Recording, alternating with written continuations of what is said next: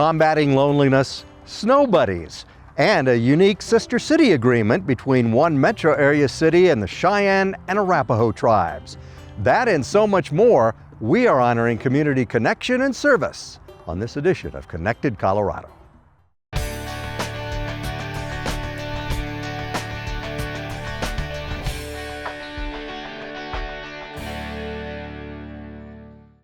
Hi everyone, I'm Gary Shapiro. You know, any time of the year is a good time to connect with people and to give or receive help if needed. We are here at the Comitas Crisis Center in Aurora, where they do such a great job. We're going to find out more about it coming up in just a bit. But first, a remarkable event called Longer Tables was held earlier this year in historic downtown Littleton. It brought together thousands of people to share a meal and to help combat loneliness. Littleton never disappoints. It's a special community, and of all the cool features, including this historic Main Street, the people are the best part about Littleton, and we demonstrate that over and over, and tonight's a perfect example of that.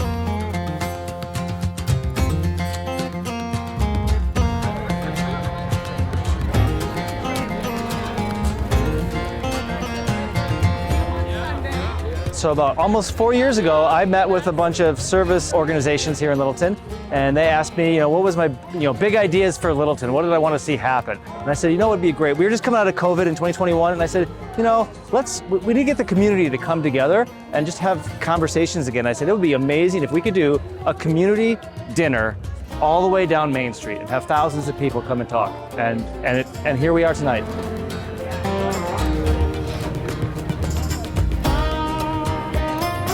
Right now, in society as a whole, we have a real problem with loneliness. The Surgeon General actually, called it an epidemic and asked for community leaders to step up and find ways to build social connections and social health in their communities. Littleton was looking at that. We became aware of a concept called Longer Tables. It's a strategy to build human connection, social connection. I just think this is an amazing night that we have over almost 4,000 people coming to historic downtown Littleton here to enjoy a great community gathering and really have a sense of place of what Littleton is, because Littleton really is a community where the people want to know each other and want to be connected with each other.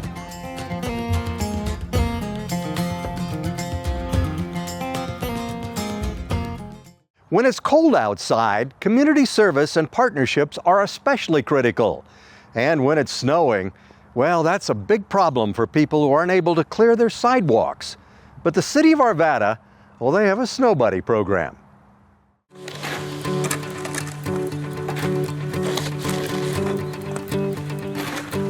So the Snow Buddies program is really a service that we provide as a city to connect neighbors, Arvada residents who are older or living with disabilities, with volunteers that are wanting to shovel their sidewalks and part of their driveway. I've done a lot of different volunteering, and this one is it's one of the most rewarding because you're working with an individual or a group of people that again can't do it themselves, and they appreciate it so much, and you really feel that when they talk to you or you text with them about coming out and stuff. You can tell how much they appreciate it, and that's a really rewarding experience, so I hope that everyone gets some of that.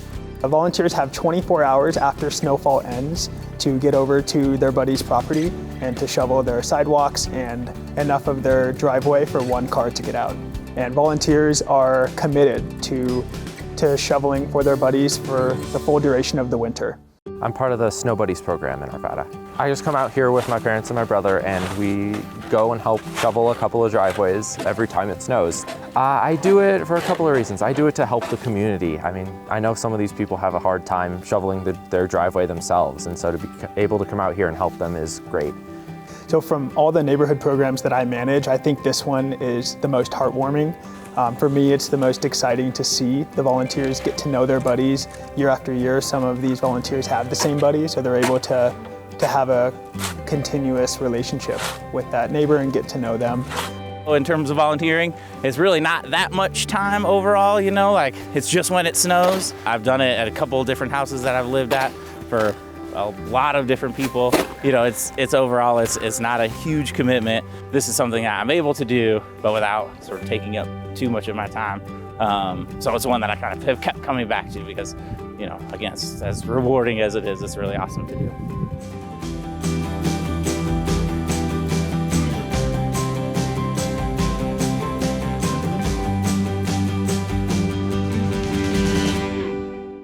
Just a great job that they do. Well, we are here at the Comitis Crisis Center, and Liz Meister joins us. Thanks for having us in. Of course. We appreciate it. Talk a little bit about what goes on here. For sure. So Comitis Crisis Center is a family shelter in Aurora, Colorado, and we focus on the whole family. We really want to make sure every family has a safe, warm place to stay.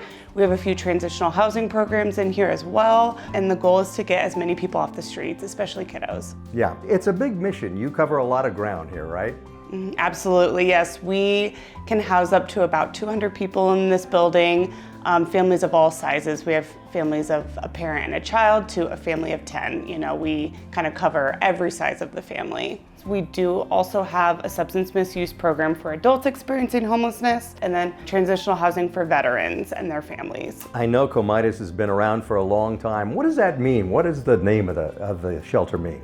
So the name Comitis, actually, I looked it up. It is companion, and so we're really kind of running with that. Like, we're walking alongside these families and these clients to help them find safe and stable housing and really just being that support for them. Among the services that you have here, I know there's a mental health component too, right? Absolutely. Ever since kind of COVID happened, there was a big shift in, I think, the mental health services that are needed in our community. So over the past year or so, we've really been encouraging folks to engage in behavioral health services, and we can provide that in-house and at any of our other locations within our agency. So we make it as easy as possible for folks to get connected to whatever that looks like for them. So talk a little bit about who pays for this place. Where does your funding come from? So we do receive some government funding still, but a lot of our funding comes from donors, foundations in the community that are willing to and have the opportunity to help us stay afloat. And if people do want to help, what should they do? I think the best way is to go online, check out our website, or give us a call. We'll chat with you on the phone. I'll direct you to the right people to talk to, and we can get you set up. Talk a little bit about what it means to work here and what it means for these families that stay here. Absolutely. I got into this field about a decade ago, and my kind of motto I tell myself is every human deserves to be treated like a human, so I can do that in this work. I get to meet new people every day and kind of bring hope and encouragement to not a fun time some people are experiencing. And for the families, we get a ton of great feedback. They feel safe here. They feel like they can voice their opinions and have a say on what their stay looks like. So it's really cool to kind of see both sides. So is there anything that I didn't ask that you want to get out there? I really think together as a community, we can support our folks who are maybe struggling a little bit, because it could really happen to anyone. And so by donations or coming to volunteer, everything helps. Liz, thank you so much for having us. We appreciate it. Yeah, thank you for coming. Now we're joined by Ebony Harris and her family who are staying here at Comitis Crisis Center. Nice to meet you. Nice to meet you. Who do we have here? This is little DJ, and this is Amira, my second oldest. Oh, nice to meet you guys too. Out of 7. Out of 7? Yes. Okay. Hey, Ebony, talk a little bit about how you came to be at Comitis Crisis Center. Well, me and my family, we did live here for 2 years, and then we decided to move to North Carolina. But things didn't turn out very well for us, so we decided to come back, and it was hard to find housing with such a big family and not working at the time, so we ended up in a homeless shelter. Yeah. So what's life like here? Talk a little bit about what your days are like. I homeschool my kids, so we get up early in the morning. Class starts at 8 o'clock. Vest. And then school is done by 2. We eat here. They provide food for us here as well. And they help with resources too to get back and forth to the library when we go places or to the museum. Is there anything I didn't ask that you'd like to get out there that you'd like people to know about this place? There are great employees here that loves my children. My children even loves to see them every day. They provide meals for us, they do activities, and they try to keep us involved as a family, so they have family nights once a month as well. And it's better than being outside. I can tell that you are a great mom. Thank you for talking to us, and it's nice meeting you guys too. Thank you. Tricia joins us now. She is staying at Comitas Crisis Center. Nice to meet you. Nice to meet you. Talk a little bit about how you got here. I was in a very, very bad situation. I ended up leaving the situation and I stayed in hotels with my son, who is severely autistic, for about a month. Ran out of funds, and so I called everywhere, and when I got a hold of Comitas, they said that they had room for us, so here we are. For people that might not be familiar with this place, what kind of people are served here? It's a variety of people. There's so many different situations, so many different families, backgrounds. But staying here, you kind of get close to those people, and you realize like it's not just black and white. Yep. Talk a little bit about what you'd like to accomplish going forward. So I want to be able to not only emotionally but financially support my son. I want to be able to get us some stability, either an apartment or down the line maybe buying a home so he has some roots. Yeah. What do you think your life might be like without Comitas? Oh, my life without Comitas? Probably sleeping under bridges, maybe not even having my son because winters have been so cold. I can't imagine. I can definitely say that Colorado would probably take it because of not only the autism, but them seeing me unstable and not being able to provide for him. Is there anything I didn't ask you that you'd like to get out there? Yes, I do. As far as any of your situations out there, if you are looking for a safe place to bring you and your family, I would recommend Comitas 100%. They have been so helpful. And, my son, he's severely autistic. He has meltdowns. He's broken things. And I've never once got in trouble or scolded. And, the support of the team has come together to help de-escalate him. So Comitas is 100% safe and welcoming. Well, that is just awesome. Thank you so much for letting us share your life a little bit, and we appreciate it. Yeah. Coming up, we share a history. It's the story of how community groups, individuals, and the city and county of Broomfield started a relationship with the original people on this land, the Cheyenne and Arapaho tribes, and how that led to a unique Sister Cities program. We share a history by the land here, and I think history needs to be told. Those stories are important to tell because you don't want to forget. You want to remember those. It's about owning our full story, and I think it's really important for Broomfield residents and Broomfield staff to know about our larger history. With the Broomfield Sister Cities program, it's about common memory. So the most important part of our relationship with the Cheyenne and Arapaho tribes is really just the building of relationships. And our biggest event that we've done together is our official signing ceremony. On March 22nd, 2025, the mayor of Broomfield, Guyleen Castriata, and the governor of the Cheyenne and Arapaho tribes, Reggie Wasini, signed a Sister City agreement, forging a new path forward between the two communities. In April 2025, a group of Broomfield Teen Council members stopped at Sand Creek on their way to Oklahoma. These aren't nameless faces, these aren't nameless places. We are there and we are able to connect with them, and we understand that these are real people just like us and that we are more similar than we are different. I think that we learn a lot about the history of certain things that happened with Native Americans, and this trip allowed me to kind of put that into place and see that something that actually happened to these people, and I thought that was something that's really going to sit with me for a while. Once the Teen Council arrived in Oklahoma, they were warmly welcomed by Fred Mesquita and Frank Medicine Water and their families. During the visit, the teens met with the Cheyenne and Arapaho Tribes Teen Council, toured historic areas near the headquarters in Concho, and attended a powwow. We were very welcome there, very loved. We even got some gifts, which was very nice. And I really just think it's a beautiful connection that Broomfield has with them, and I think that making these strong connections with them can really help us understand each other more. This is War Runs Back open space. With this site, we had a request from our advisory committee when we acquired the property to have a name that has Indigenous ties. And so with that, we needed to make sure we had a relationship with our tribal partners first. And we were out on site and talking with our tribal partners and explaining, like, here's a couple interesting features of the site, including community ditch, which looks like it runs back towards the mountains. One of our tribal partners kind of leaned back on his heels and he was like, Well, I think you should name the property Water Runs Back. And from there, we were able to officially adopt the name Water Runs Back Open Space for this beautiful site behind me.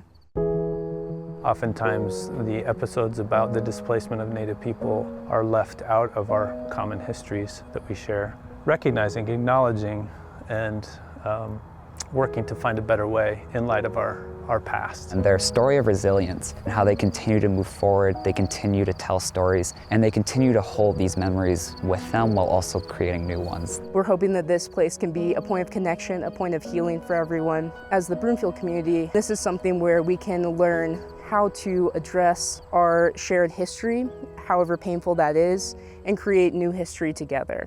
Our relationship with the Cheyenne and Arapaho tribes is part of the deep equity work that Broomfield is committed to. Understanding both the pain and triumphs of the past and present through listening to our new friends and partners from the Cheyenne and Arapaho tribes helps us to forge a more hopeful and just future as a community. Seeing community leaders come together, focused on restoring relationships and remembering the history of our country so that we don't repeat the mistakes of the past is hugely important. This is the sort of work that makes Broomfield special. It grows our empathy and understanding in countless ways. As people drive by, hopefully they think that, hey, this used to be Indian land, and those were the people that used to be here, and they should move you in a way to where you're like, hey, we're all in it together. There is no me, it's we. But that's the way the Arapaho are, you know, to this day too. We're still open, we're very, very friendly. We were called, you know, traders by, you know, the other tribes because we would move between the tribes to trade. We share a history by the land here. By preserving history and telling that history, I believe people will begin to know who we are. A volunteer painted some really cool murals on the walls here at the Comitas Crisis Center. Speaking of volunteers, the volunteers at the Aurora Animal Shelter, well, they really know how to step up. With thousands of animals coming through the doors every year, they make sure that they are safe and loved.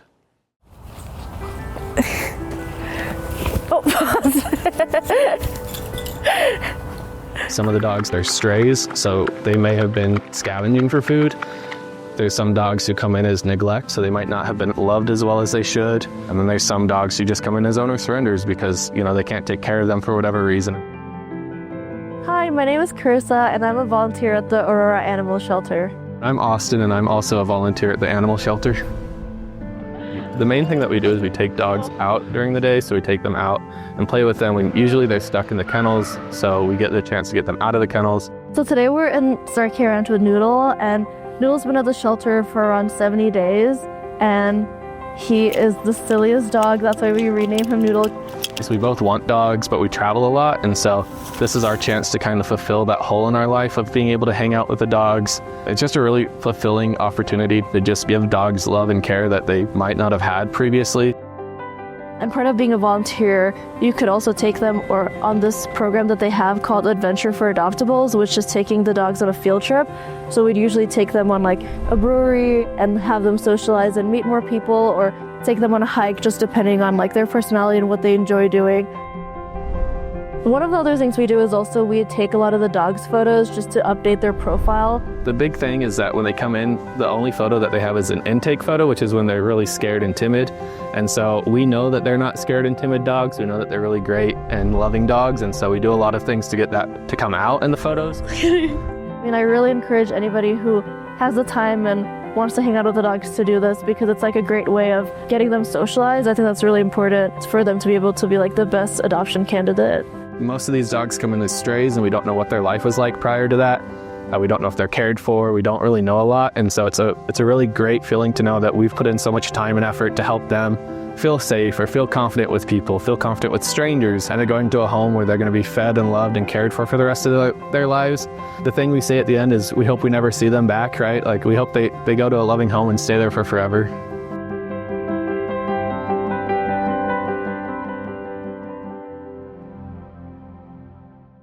You know, they're always looking for more volunteers at the Aurora Animal Shelter. If you're interested, just go to auroragov.org and look for animal shelter volunteers. Brighton residents came together this fall for this year's Trash Bash. More than 1,800 cars rolled through and filled up 86 mobile dumpsters with furniture, trash, and more.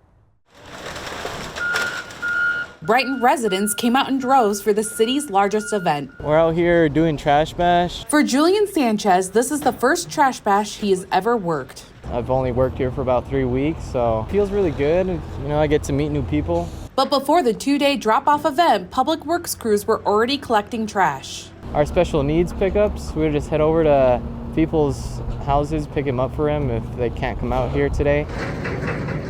Street crew lead Michael Miles says Trash Bash has been going on for over 2 decades. We've revamped it, a different concept compared to when we used to go door to door and do it. Then we had a community dump, but we found this is the most efficient. One of the upgrades to Trash Bash is the addition of the Eco event at the Sue Corbett Active Adult Center. This is where residents can shred documents and drop off electronics that are not accepted at Trash Bash. They get to get rid of a lot of the stuff that they have cluttering and that they can't get rid of. And this year, Utilities held a hazardous waste disposal event for Brighton residents at Viola Environmental Services in nearby Commerce City. So Trash Bash has become a team effort throughout the city. Streets, we're the key component, we run it. Then we get the utility guys from the water shop. Parks helps out a lot. I have people from the rec center, the fleet guys come out. As Sanchez wraps up his first Trash Bash, he reflects on the experience with a sense of purpose. Pretty special, it makes me feel like I'm part of something bigger than I am. Roads to Recovery is a program within the City and County of Denver that connects people struggling with addiction or mental health issues with a coordinated system of care. It involves several city agencies. When I was growing up as a kid, I wanted to be like a counselor or, believe it or not, an officer, a cop with law enforcement. My childhood was basically, I was raised by my mother and my grandmother because my father was an alcoholic. I suffered from mental health for pretty much all my life. It got to the point where my depression was going like a downward spiral. It affected my anger a lot.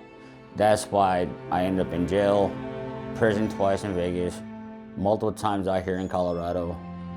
You know, ended up relapsing, using my drug of choice as pretty much as a scapegoat. It was hard. I ended up in the jail down the street from here. As soon as I got out, I was slipping right back into my drug of choice. Sure enough, I ended up in hospitals when IVs in my neck being sedated. Nurses tell me, "Oh, did you realize that you attacked a cop last night?" I never knew that. I never do things like that. And I know I'm better than that.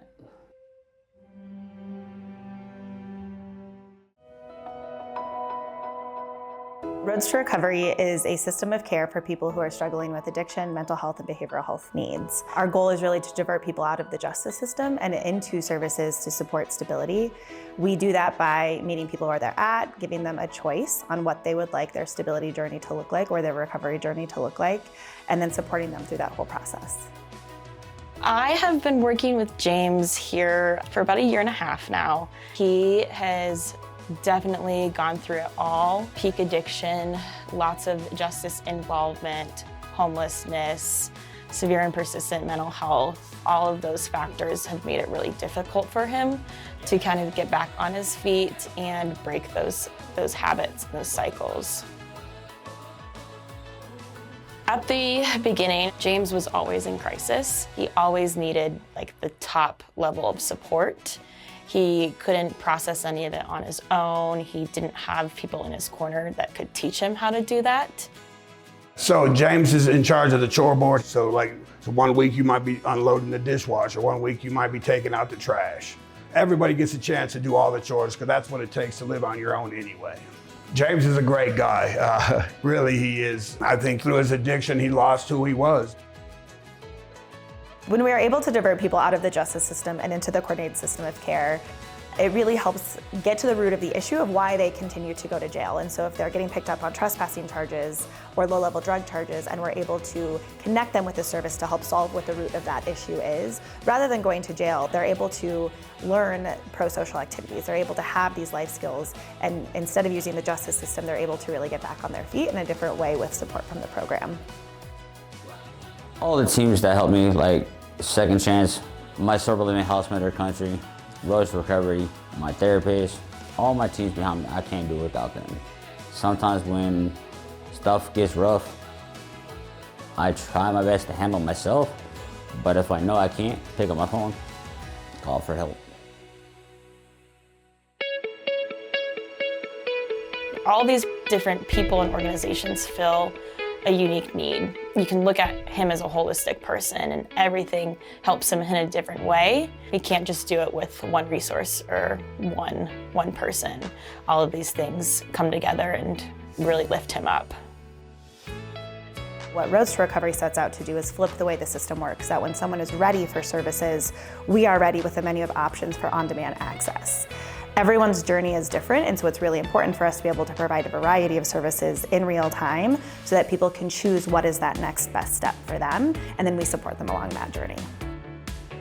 James has come so far, and I think this is the first time in his adult life that he really feels good about himself again. I would like to see James back into the workforce here in the next 4 to 5 months and get him earning a paycheck, and let's work a budget and try to get him into an apartment where he can have his life back, you know? It means the world to me. I just want to let the world know, if I can do it, anybody can do it. They just got to go out there and, search for those resources. That's why when I'm out in the community and I see somebody struggle, I'm like, hey, are you all right? No, like if you're going through something, let me know and I'll be that ear to, listen to you. Our long-term goal for Roads to Recovery is to be able to serve more people who are interested in accessing services. I always want to, pay it forward to help out anybody I can when I can. If you want that help, there's help out there for you. You just got to go out there and reach for it. Thanks again to Comitas Crisis Center and all the great community service providers out there. We hope that you are able to connect with those in your community. We'll see you next time on Connected Colorado.